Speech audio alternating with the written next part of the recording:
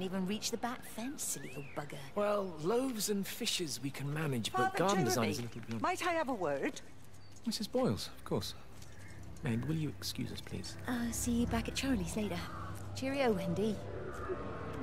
I was speaking to Barbara. She said there were some irregularities about Mary's morphine. Good grief. Those are private medical records. Barbara should know better than to be discussing that sort of thing with you. If Dr. Wade finds out, he'll have no choice but to suspend her. Damn it, Wendy! Your brother is grieving. Mary was sick for a long time, and I'm glad it's over for her. Go and support Frank. He needs you now. God knows what you did. He sees. I just break and overlook Mary's weakness, but you, a man of the cloth, if you have an issue with... bring shame on this parish. If you have an issue with me, I suggest you write to the Bishop of the Diocese. I have parishioners to attend to, excuse me.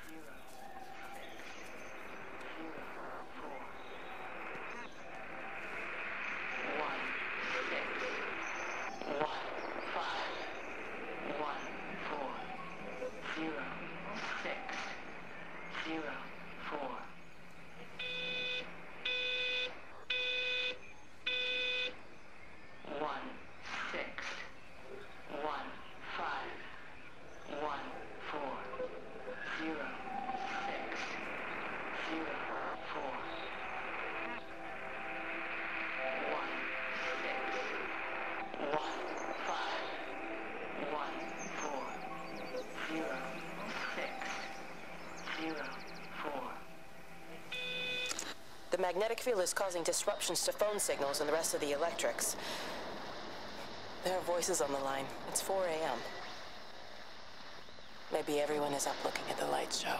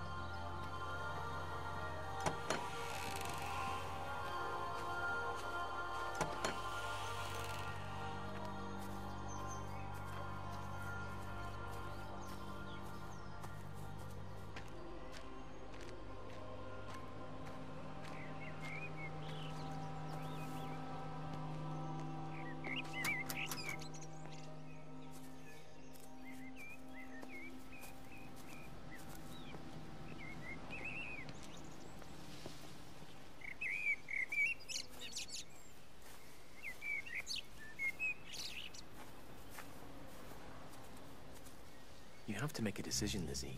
Especially now. But I do love him, Father. I love them both. He's married. There are other people involved in this. Oh, I hardly think that anyone's in the position to claim the moral high ground, do you? Well, I take your point about Stephen. And Robert. But I think Kate might see things differently. Do you? I mean, she's not screwing anyone else, pardon my French, but she spends all day and night locked up in that observatory. Stephen says they barely see each other. That's hardly a marriage, is it?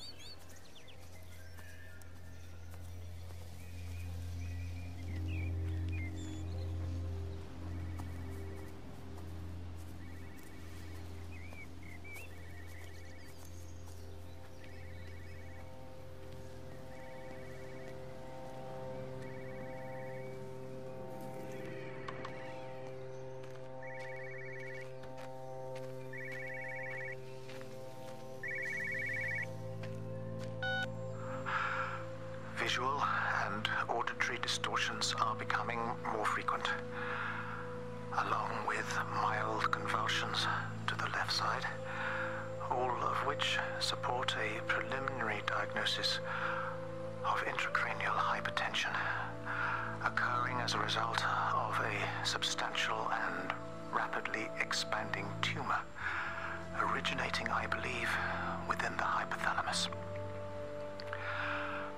Cognitive functions are currently unimpaired. aside from this crippling headache. Hemorrhaging is becoming more frequent, with darker clots passing through the nasal passages primarily. I believe I am dying. This is certainly not flu or anything else I have ever encountered. And certainly a tumor cannot expand this rapidly. In the blood clots, I see tiny flecks of what looks almost like, if I had to try and find a description, liquid light. I cannot explain this phenomenon.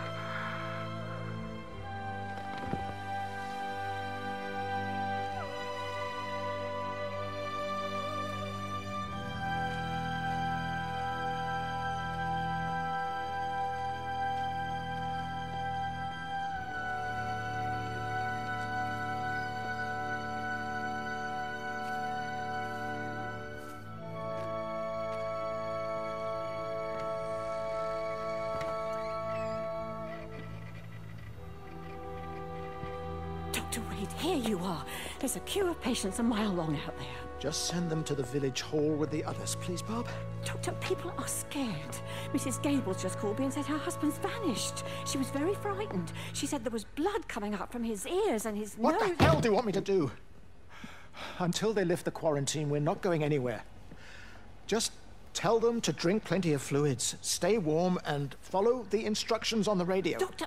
Phil, please, you have a duty to your patient. Your nose.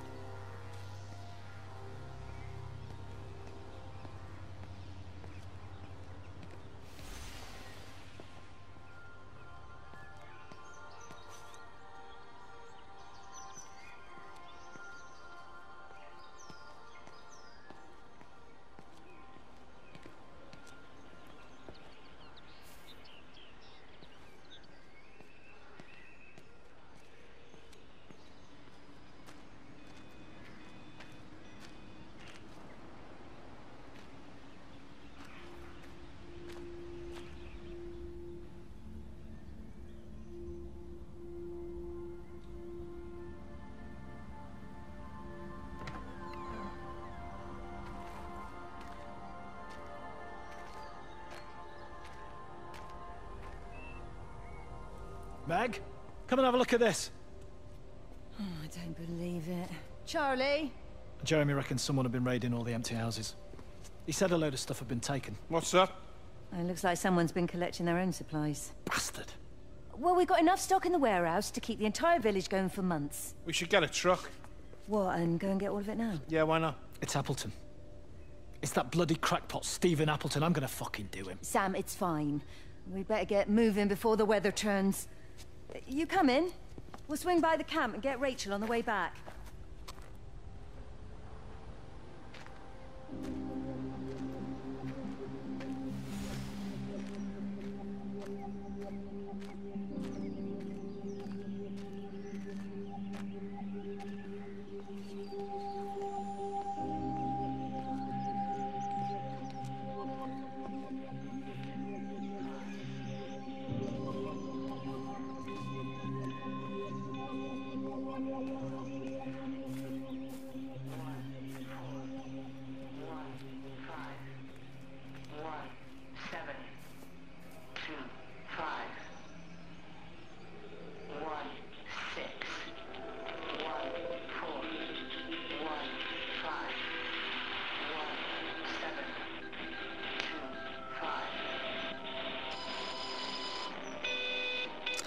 It wasn't just some distortion of physics.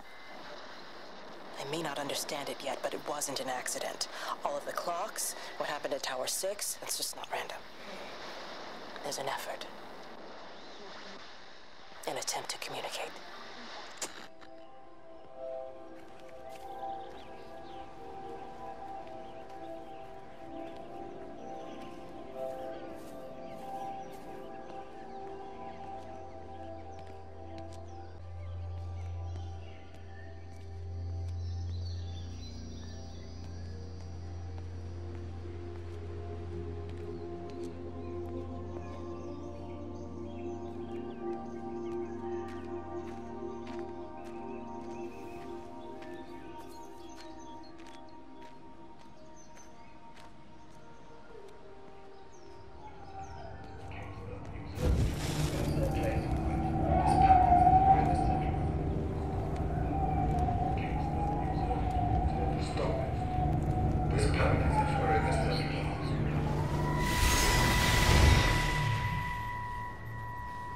I saw you from the main road.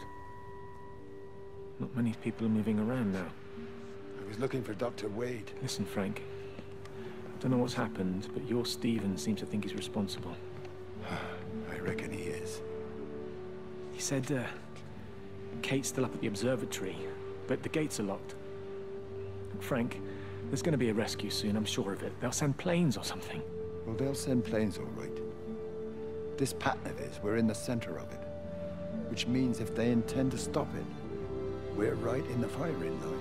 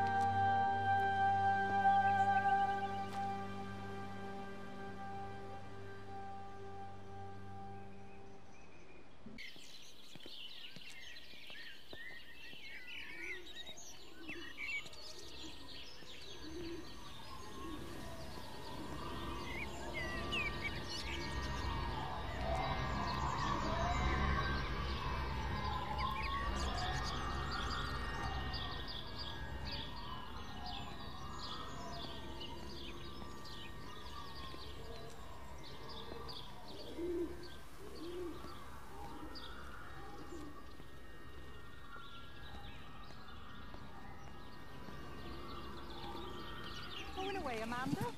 Oh, just for a few days, yeah. First thing in the morning. I don't want the kids to catch this flu if it's going round. It's probably that father, Jeremy, spreading it around while he tries to bully everyone into donations for the summer fete. It seems very quiet in the village, actually, Wendy. Not much bullying to be done. Oh, Father, I didn't know you were here. Clearly.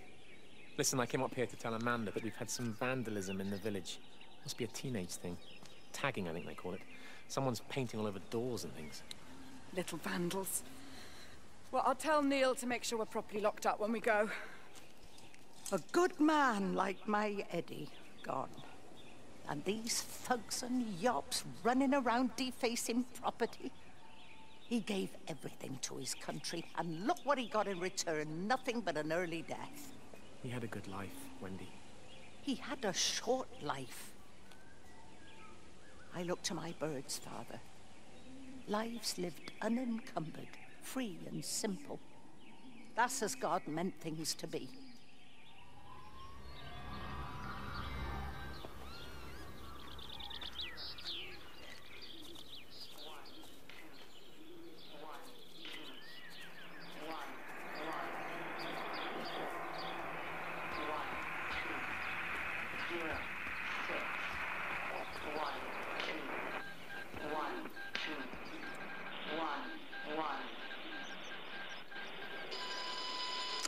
Every computer in the observatory has set itself to 6:07 a.m. June 6th, 1984.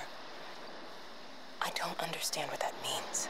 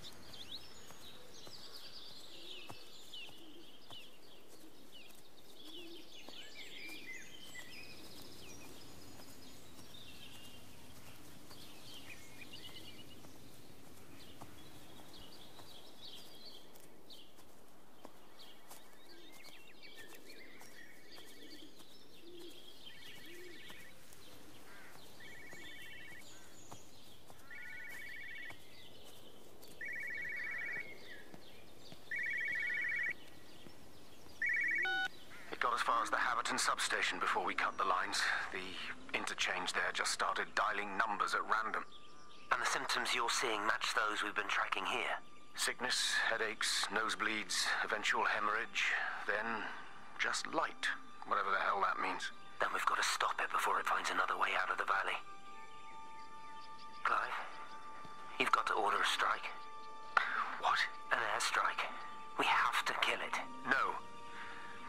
No, I don't agree. We've quarantined the valley, we've cut the lines, it's contained. What if you're wrong? Are you happy to have that on your conscience? Stephen, I said it's contained.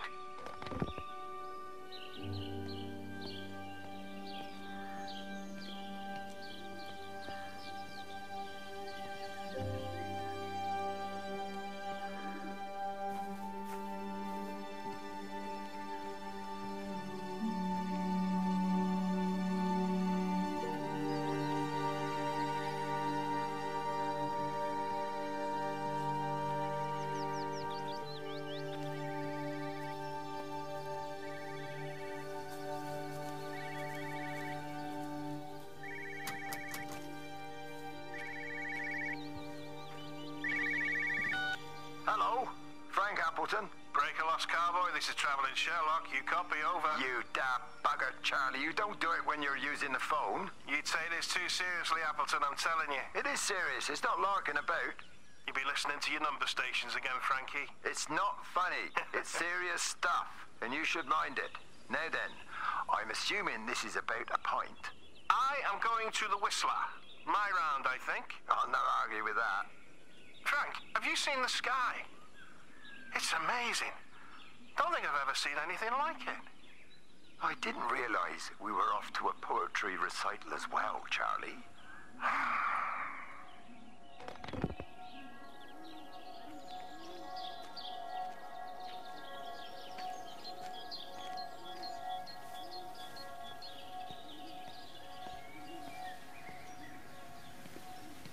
Terry called this morning. Said there was a problem with Harvey. Said he couldn't get through to the vet, so I said I'd come round and take a look. There's a lot of dead birds today. More here, too, poor little things. I've been trying to get hold of Stephen. He always knows what to do. Got round here and no sign of either of them. With any luck, the stupid creature will have run under a car. It's probably rabies.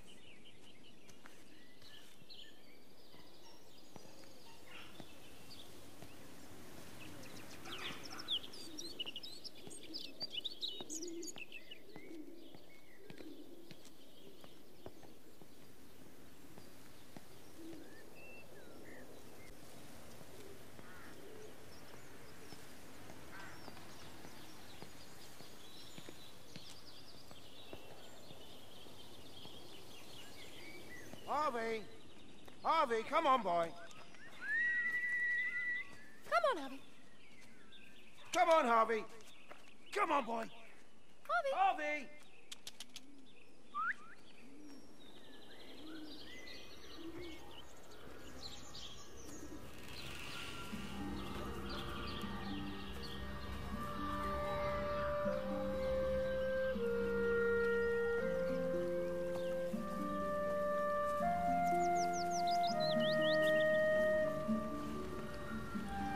Push it. Push the bloody thing. You push it. I told you it would get stuck. Should have just taken the car. This was a stupid idea. Moving here was a stupid idea. And I told you, Barbara said they blocked the roads. Barbara says... You go and look then. Wait, is that Harvey? Harvey? Harvey! Harvey! Here, boy! Come here, boy!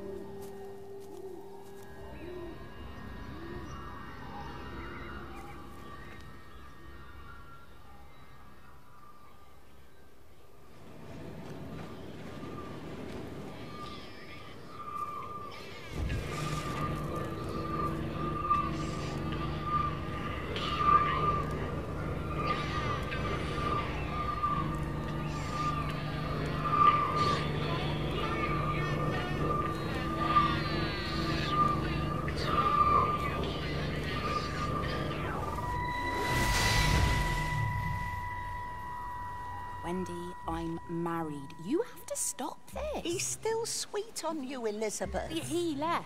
It's too late. You loved each other long before she came along. It's just about making things as they should be. Wendy, no. It's not like you won't bump into each other anyway. One drink, what can that hurt? One drink, maybe. Oh, one drink, wonderful.